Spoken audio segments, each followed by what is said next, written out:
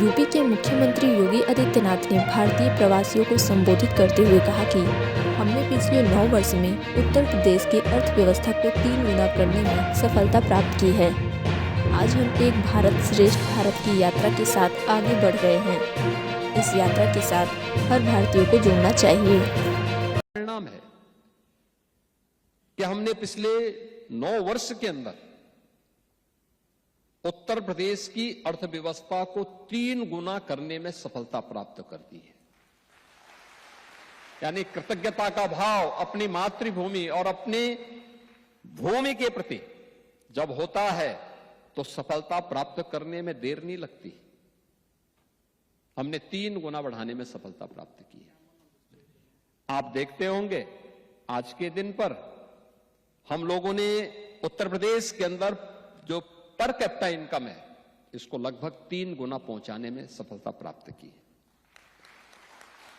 उत्तर प्रदेश के बारे में जो आज से 9 वर्ष पहले लोग बीमारू राज्य के रूप में कहते थे, बिहार, मध्य प्रदेश, राजस्थान और उत्तर प्रदेश को मिलाकर के उत्तर भारत के इन 4 राज्यों को मिलाकर के जो वर्तमान में 6 राज्य के रूप में है, जिसमें उत्तराखंड भी और झारखंड भी और छत्तीसगढ़ भी, ये 7 राज्य इसके साथ जुड़े हुए हैं। बीमारू राज्य की श्रेणी में एक बड़ी आबादी को मानसिक रूप से बीमार बनाने की कुत्सित चेष्टा का हिस्सा बना दिया गया। 80 के दशक में शब्द निकला था, याद करिए 80 के दशक में, और लगातार इस भाव से याद करिए ना। कभी भारत के प्रसिद्ध वैज्ञानिक जगदीश चंद्र बसु ने इस बात को कहा। उन्होंने कहा मनुष्य में तो कोई भेद होना ही नहीं चाहिए,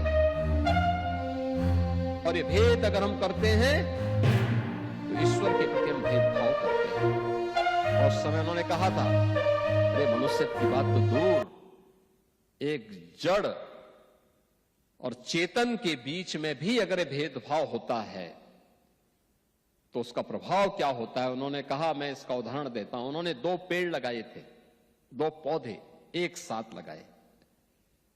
कहते हैं जगदीश चंद्र बसु ने 2 पौधे लगाए थे एक समान परिस्थिति में।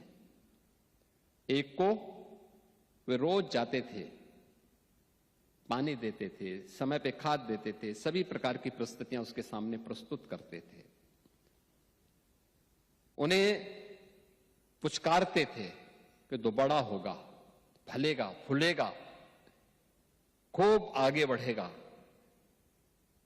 तेरे आगे की पीढ़ियां बढ़ेंगी। और दूसरे पेड़ को भी परिस्थिति तो वही देते थे, उसको पानी देते थे, खाद देते थे, सभी वही परिस्थिति जो पहले वाले पेड़ को दे रहे हैं, लेकिन उसको कोसते थे तो बड़ा नहीं हो पाएगा, तो मर जाएगा, तो बीमार है, तो निकम्मा है, तो कुछ नहीं कर पाएगा। उसने देखा एक समय तक दोनों पेड़ समान रूप से आगे बढ़े, लेकिन एक समय के बाद जिसको पुचकारते थे वो बढ़ता गया, फलने लग गया, लेकिन जिसको कोसते थे वो एक समय के बाद बड़ा तो हुआ, कुछ देर तक बड़ा होता गया, लेकिन फिर सोखते सोखते एक ठूंठ बन गया, अंत में उसकी लीला समाप्त हो गई।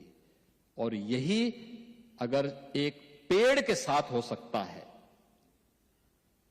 तो जीव और उसमें भी मनुष्य के साथ जब भेदभाव होगा तो उसकी स्थिति भी यही होती है। हम सबको इस बारे में ध्यान रखना होगा कि भारत कभी भी इन बातों को प्रोत्साहित नहीं करता है, कभी नहीं करता है।